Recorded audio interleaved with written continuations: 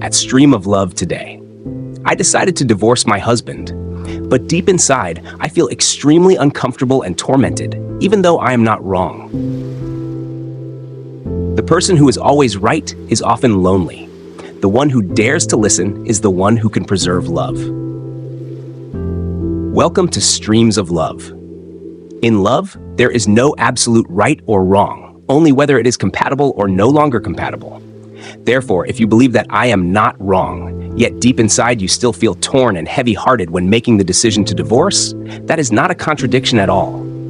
It simply shows that you loved sincerely, bonded through genuine emotions, and are standing at a very significant turning point in your life.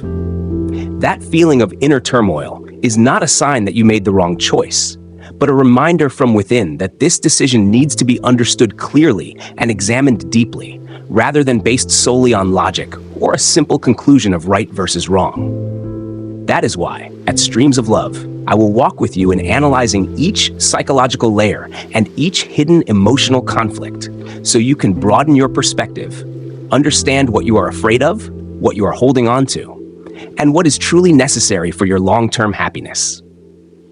The reflections shared below are not meant to persuade you to stay or to leave, but to help you make a decision with clarity, maturity, and without carrying inner torment. Because the most right decision is the one that allows you to live true to yourself while still maintaining inner peace. If you would like to continue accompanying Streams of Love on the journey of understanding love and yourself, please subscribe and turn on notifications so you don't miss the next in-depth sharing. What is the phrase, "I am not wrong," echoing into the subconscious? Programming a belief, I am always right. From the perspective of a psychological and emotional expert, when a woman repeatedly says, "I am not wrong," what is happening is not merely a momentary emotional reaction, but a quiet process of belief programming within the brain. Language, especially phrases repeated during intense emotional states, has a powerful influence on how the brain constructs its frame of reference about the self and relationships.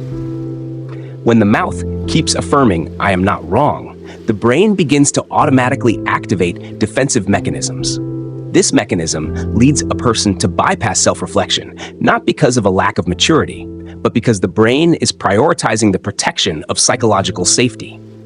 Each time a conflict arises, instead of asking, "What could I have done differently?" the brain skips that step and moves straight to a familiar conclusion. "I am not at fault."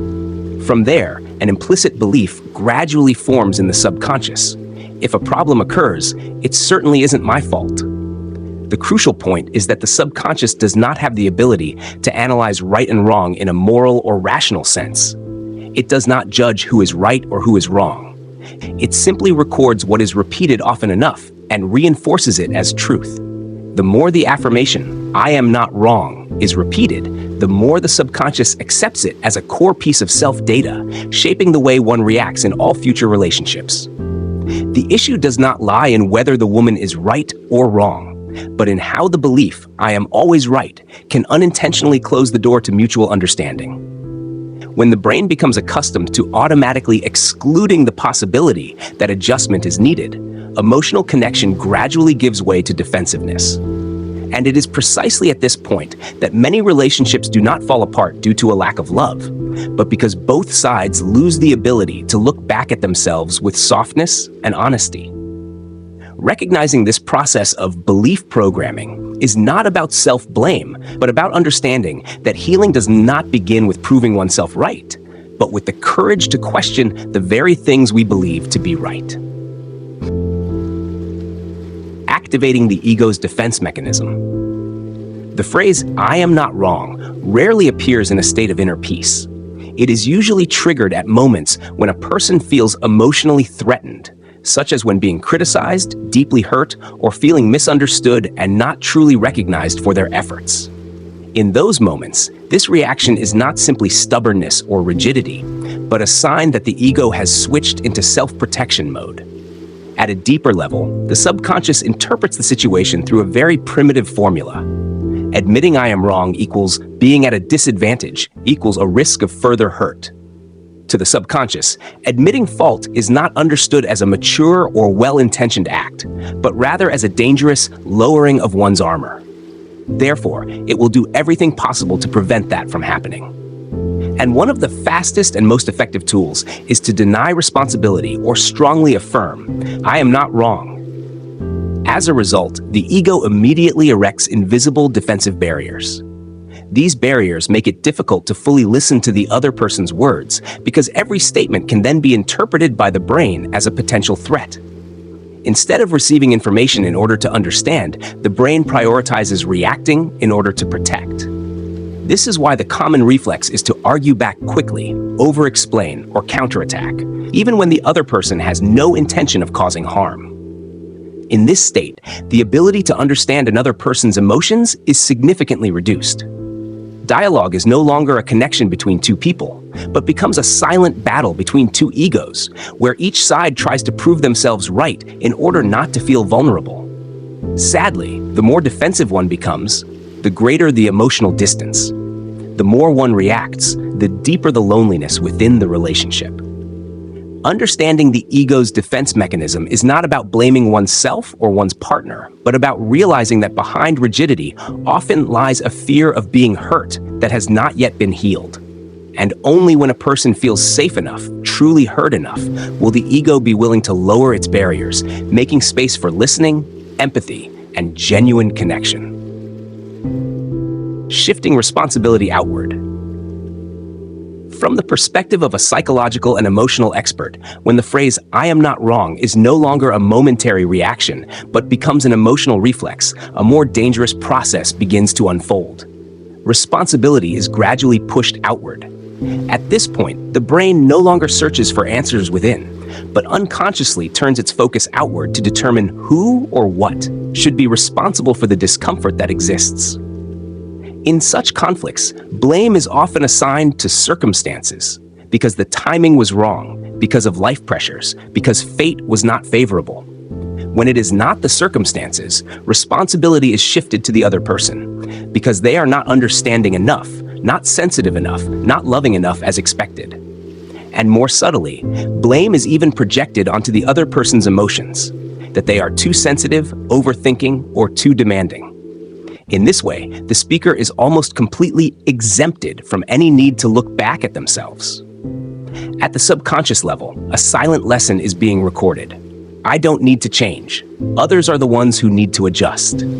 The subconscious does not question whether this belief helps the relationship improve. It simply remembers that this way of thinking reduces pain, lessens guilt, and protects the ego in the short term. Yet it is precisely this temporary comfort that comes at a very high cost in the long run. When responsibility always lies outside, emotional growth is brought to a standstill. Growth requires the ability to self-observe, to take responsibility, and to be willing to adjust one's behavior, even when it is uncomfortable. A person who never sees their own contribution to conflict will gradually lose the ability to learn from relationships. As a result, old problems may repeat themselves in new relationships, with only the names and contexts changed. Love does not fall apart simply because someone is wrong, but often because no one is willing to change anymore. And when the phrase, "I am not wrong," becomes a wall that pushes all responsibility away, what is most deeply damaged is not only the relationship, but the very ability to love in a mature and conscious way. Impact on romantic relationships. Making the other person feel unheard. In an intimate relationship, what people need most when conflict arises is not a verdict of right or wrong, but the feeling of being seen and heard. Regardless of who is right or wrong, the other person is still a human being, carrying real emotions, perhaps hurt, disappointment, emptiness, or insecurity. And those emotions need to be acknowledged before any arguments are made. When repeatedly hearing the phrase, "I am not wrong," the other person often does not feel comforted or clarified. Instead, they feel pushed out of the shared emotional space. They do not need you to admit fault. They need acknowledgement that their feelings are real. A simple sentence like, "You're hurting, and I see that," can sometimes be more healing than hundreds of correct explanations. In moments like these, what the other person longs for is companionship. The feeling that they are not alone in facing their sadness, that the person they love is still standing on the same side, even if perspectives differ. When this does not happen, when the response revolves only around self-protection, emotional distance begins to form quietly but deeply. Hearing "I am not wrong" too often, the other person's subconscious can easily arrive at a painful conclusion. My feelings don't matter. Not because they demand that you admit guilt, but because they feel that their inner voice is not welcomed. And when someone repeatedly feels their emotions are being dismissed, they gradually withdraw, speak less, share less, or seek understanding elsewhere. Many relationships fracture not because of a lack of love, but because listening has disappeared. For love is not only about being right, but about being willing to stay with each other's emotions, even when it requires setting aside the need to prove oneself. Only when emotions are acknowledged can true dialogue begin. And only then does connection have a chance to be restored. Creating confrontation instead of teamwork.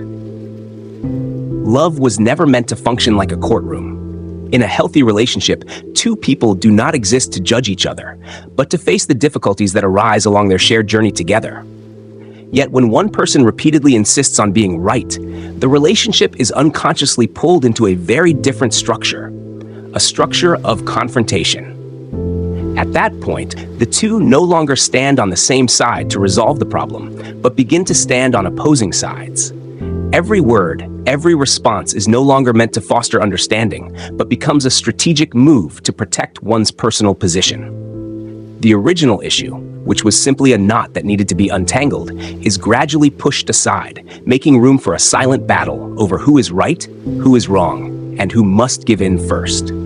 In this state, the spirit of "we against the problem" completely disappears. There is no longer a "we" as a team, only two egos trying to hold their ground. Each person becomes a side, and the relationship, which should have been a safe space, turns into an emotional battlefield. Once it falls into an you versus me dynamic, gentleness, patience, and empathy have little chance to survive. The most painful part is this: both people may still be in love, yet behave like opponents. When the ego is placed above connection, personal victory becomes more important than shared peace. And no matter who wins that argument, the relationship itself is the one that loses. Mature love does not require always being right. It requires the ability to return to the same side, even in disagreement. Only when two people see the problem as a shared challenge, rather than evidence to accuse each other, does the relationship have a real chance to grow instead of being worn down by endless confrontation, causing long-term exhaustion. Injuries in relationships rarely come from a single major event. They are more often accumulated from small, ongoing fatigue over time. When one person frequently insists on being right, in the early stages, the other may still have enough patience and love to give in. They choose silence not because they lack feelings, but because they hope that peace will preserve the relationship. There are times when they accept things not because they agree, but because they are too tired to keep explaining. They convince themselves to just let it go, believing that love is more important than determining right or wrong. On the surface, everything seems fine, but at a deeper emotional level, each such moment leaves behind a very small scratch, almost unnoticed. The problem is that these tiny scratches do not disappear, they quietly stack up. Over time, affection begins to erode, not through bursts of anger, but through exhaustion. When one person constantly has to suppress their emotions, swallow their words, and give way to maintain harmony, the natural connection between two souls gradually loosens. Emotional intimacy, the very thing that nourishes love, begins to decline. The other person speaks less, shares less, and no longer wants to open up as before, because subconsciously they have learned that speaking up does not change anything. And it is precisely here that emotional distance appears. Not loudly, not dramatically, but very real and very dangerous. Many relationships do not end with a major argument, but with the quiet burnout of someone who has tried for too long. When prolonged exhaustion is not recognized and healed, love does not disappear instantly, but slowly loses its vitality until only distance remains. And at that point, even though they are still together, the two people are no longer truly touching each other. The deeper truth: "I am not wrong," is often the cry of fear. If we listen deeply enough, we will realize that the phrase, "I am not wrong," rarely comes from solid self-confidence. On the contrary, in many cases, it is a silent cry of fear, a fear that is not spoken, not named, yet powerfully governs behavior and emotional reactions. According to emotional psychology, people who constantly need to prove they are right are often not driven by a firm belief in their superiority, but by an inner fear of being invalidated. They fear that if they are wrong, their self-worth will also be diminished. In their subconscious, being wrong is not merely an action, but evidence that I am not good enough. Even deeper lies the fear of abandonment. For those with vulnerable attachment styles, criticism or feedback can trigger old memories of not being accepted, not being prioritized, or having been emotionally abandoned. As a result, they cling tightly to being right as a way to secure a safe position in the relationship. If I am right, I will not be left. If I am not wrong, I am still worthy of love. Therefore, when they say I am not wrong, what they are truly trying to say inside is often, "Please don't think badly of me. Please don't see me as someone who isn't good enough." And at the deepest, most fragile level is the unspoken plea, "Please don't leave me." Understanding this allows us to change the way we listen. Instead of hearing a confrontational statement, we can hear a fear searching for safety. Because sometimes what a person needs most is not to be proven right, but to be reassured. Even if you are wrong, you are still loved. Even if you are hurting, you will not be abandoned. It is precisely at this point that true healing begins. The path of transformation, expert guidance. Change the words, reprogram the subconscious. Transformation in relationships does not begin with determining who is right or wrong, but with choosing the language we use to speak to each other. Language not only affects the person in front of us, but also directly reprograms our own subconscious. By changing just one familiar phrase, the entire way the brain responds to conflict can shift. Instead of the old reflex, "I am not wrong," a defensive statement that unintentionally closes the door to dialogue, we can choose words that are more connecting and safer for both sides. When you say, "I understand how you feel," you are sending a powerful signal to both of your subconscious minds that emotions are allowed to exist. This does not mean you are admitting fault. It means you are acknowledging that the other person's emotional experience is real and worthy of respect. When you say, "Maybe I haven't seen the whole picture," you allow yourself to step out of the ego's sense of omnipotence and into a space of emotional humility. This phrase teaches the subconscious that imperfection is not dangerous, and that expanding your perspective does not diminish your value. And when you say, "Let's figure out together how to handle this," you reestablish the team structure within the relationship. You and me becomes we. Confrontation turns into cooperation. The problem is no longer the enemy, but a shared challenge to be solved through companionship. At a deeper level, the subconscious begins to learn new, healthier messages. I am safe when I listen. Admitting imperfection does not mean losing. Connection matters more than protecting the ego. Transformation does not require you to change who you are, but simply to change how you show up in dialogue. And when the subconscious feels safe, the ego naturally lowers its defenses. It is precisely there that love finally has space to breathe, to heal, and to grow in a more mature way. Remember one core truth. There is a very important truth that many people only realize after they have endured enough pain. In love, right and wrong have never been the deciding factors of sustainability. What keeps a relationship alive, warm, and capable of healing is understanding and compassion. When understanding goes deep enough, people naturally soften. When compassion is strong enough, the ego no longer needs to win. Those who are emotionally immature are often drawn into the question, who is right? Because that question makes them feel safer, stronger, less vulnerable. But emotionally mature people are different. They understand that in an intimate relationship, if someone has to win, love has already begun to lose. Therefore, they stop obsessing over right and wrong and shift toward a deeper, more healing question. They ask, where have we hurt each other? This question is not meant to assign blame, but to recognize pain. Not to accuse, but to understand which wounds have been touched by each person's words, behaviors, or silences. When this question is asked, the two are no longer standing on opposite sides, but turn together to look at the relationship as a shared entity that needs care. Understanding and compassion do not mean ignoring boundaries or accepting harm. On the contrary, they require greater courage.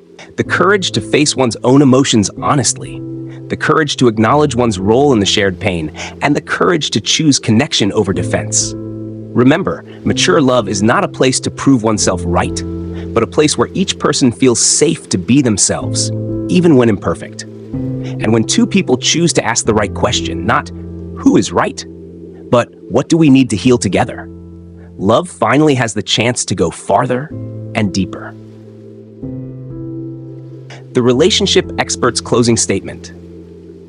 There is a profound paradox in intimate relationships. The person who is always right is often the loneliest, not because they lack logic, but because in the process of defending their correctness, they unintentionally lose connection. Each time they win an argument, they lose a little closeness. Each time they protect the ego, they build another wall that blocks emotional intimacy. That loneliness does not arrive all at once. It comes gradually as the other person speaks less, shares less, no longer wants to explain, no longer wants to argue. On the surface, they may still be together, but inside there is an ever-growing emptiness, a place where the feeling of being heard, understood, and accompanied no longer exists. By the time they realize it, the one who is always right is often left alone with their certainty, but without the warmth of love. In contrast, the one who dares to listen is the one who is willing to set the ego aside for a moment in order to preserve the relationship. Listening does not make them weaker, it makes them deeper. Because when they listen, they send a powerful message. You matter more than my need to be right. That message creates a sense of safety, the foundation of all lasting bonds. Love is not sustained by victory, but by wholehearted presence. And in the end, what keeps someone staying is not who is more right, but who makes us feel understood, accepted, and unguarded. That is why in love, the one who dares to listen is always the one most capable of preserving love over the long term.